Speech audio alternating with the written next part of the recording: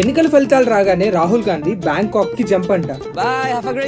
June 5వ తారీఖున తను విస్తారా ఎయిర్లైన్స్ ఫ్లైట్ బుక్ చేసుకున్నారని చెప్తూ ఈ బోర్డింగ్ పాస్ ఫోటో సోషల్ మీడియాలో వైరల్ అవుతుంది. నిజానికి ఎన్నికల ఫలితాల తర్వాత రాహుల్ గాంధీ విదేశాలకు వెళ్తున్నట్టు ఇప్పటి వరకైతే ఎలాంటి వార్తా కథనాలు లేవు. అదలా ఉంచితే రాహుల్ గాంధీ 5వ తారీఖున బ్యాంకాక్ కి వెళ్తున్నారు అని వైరల్ అవుతున్న ఈ బోర్డింగ్ పాస్ ఒక ఎడిటెడ్ ఫోటో.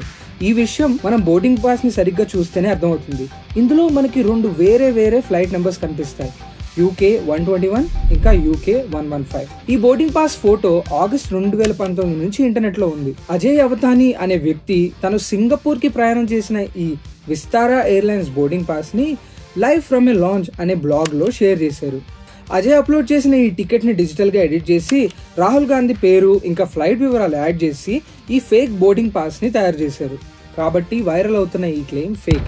ఈ వీడియో కనుక మీకు నచ్చినట్లయితే దీన్ని లైక్ చేసి షేర్ చేయండి. ఇలాంటి మరిన్ని ఇంట్రెస్టింగ్ వీడియోస్ కోసం ఫ్యాక్ట్లీ తెలుగుని ఇప్పుడే ఫాలో అవ్వండి.